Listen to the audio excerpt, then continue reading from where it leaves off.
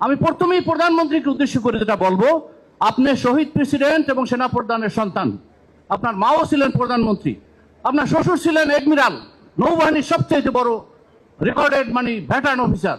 আপনার ওয়াইফ হয়েছেন বিশ্বের শ্রেষ্ঠ কার্ডিওলজিস্টের একজন, আপনার মেয়ে হয়েছেন ব্যারিস্টার। আপনি কিসের অসুবিধা? আল্লাহ আপনাকে যে নিয়ামত দিচ্ছে, আপনি সারাদিন শ্রদ্ধায় পড়ে থাকলেও একটা নিয়ামতের শুকরিয়া আদায় করতে পারবেন না। আপনি যদি কাউকে মুসলিকা দিয়ে আসে থাকেন, আপনার অতীতের ট্র্যাক রেকর্ড সবকিছু মিলে আমরা সবকিছু ভুলে যাব। বিরোধী দলের সাথে পরামর্শ করে সুন্দরভাবে জাতির স্বার্থে যা করা দরকার তাই করেন। আমি কোরআনের একটা আয়াত শুনাই আপনাদেরকে, সূরা আরাফের 96 নম্বর আয়াত, ওয়ালাউ আন্না আহলাল কুরআ আমানু লাফাতাহনা আলাইহিম বারাকাতুম মিনাস সামাই ওয়াল আরদ। আল্লাহ রাব্বুল আলামিন বলেন, কোন জনপদের মানুষ যখন আমাকে ভয় করে, আমি অবশ্যই আসমান জমিনের বরকতের সব দরজা খুলে দেব। এটা ইন্ডিয়ানা দিছে আপনাকে, এসে আপনার আফগানিস্তানে সোনার খনি, হীরার খনি, রূপার খনি, তেলের খনি আল্লাহ যা দেন এমন কিছু নাই, ওটা আল্লাহ আমাদেরকেও দিবে। আল্লাহ আমাদেরকেও নিউক্লিয়ার পাওয়ারের অধিকারী করবে। আমরা এই দেশ চালাবো, আমরা কাকে ভয় করি? ইন্ডিয়ার প্রাইম মিনিস্টার, ডিফেন্স মিনিস্টার নেপালের কাছে হাত জোর করে ক্ষমা চাইছে একটা দেশের কাছে। আমাদের কোথায় দুর্বলতা? আমাদের, আমরা শুধু সস্তায় বিক্রি হই, আমরা দালালি করি।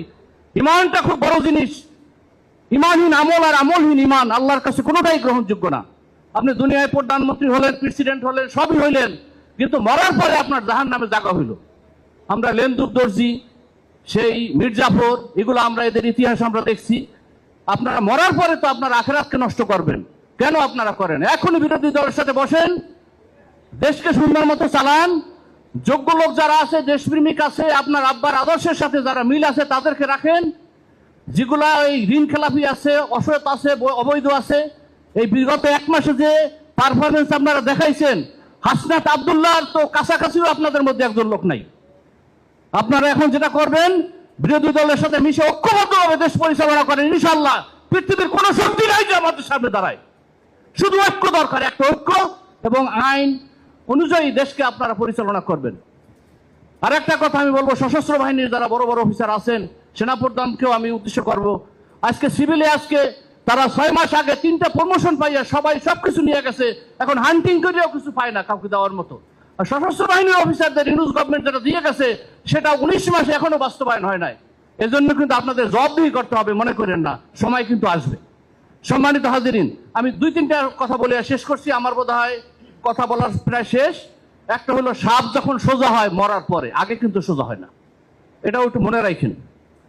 মির্জাফর লেন্দুর দর্জির কথা আমি বলছি। আজকে আমাদের এই শিশির মনির ভাই আছেন, আমাদের জাতির শ্রেষ্ঠ সন্তান। আইন বিভাগে এই ধরনের রত্ন, আমার মনে হয় আমি সামনে কথা বলা উচিত না। এরকম আমাদের সবাইকে এরকম হইতে হবে, যার যার পরিবেশে। আমরা আসুন, আমরা ঐক্যবদ্ধ হই। এত সুন্দর বিরোধী দল পৃথিবীর ইতিহাসে আর কেউ পাইছে কিনা কোনো সরকারি দল আমার জানা নাই। সুতরাং আসুন আমরা সবাই মিলে দেশটাকে গড়ি, পদা রক্ষা করি, মুনাফিকি পরিহার করি। মুনাফিকের জায়গা হলো আসফালিন মিনান নার, জাহান্নামের সবচেয়ে নিচে। আপনারা জাহান্নামে যাইয়েন না, জান্নাতে যাওয়ার জন্য তওবা করে ফিরে আসেন, দেশপ্রেম উজ্জীবিত হন। যেদিন আমরা বিরোধী দল শপথ নিল, সেদিন গণভোটের শপথ আপনারা নেন নাই। একটা চায়ের দোকানদার এসে বলে, যারা কাজটা কি করলো, মুনাফিকি কেন করলো, সবাই বোঝে আপনারা যে আকাম করছেন। সুতরাং আর করেন না, তওবা করে ফিরে আসেন। আমা তৌফিক ইল্লা বিল্লাহ। আসসালামু আলাইকুম ওয়া রাহমাতুল্লাহি ওয়া বারাকাতুহু।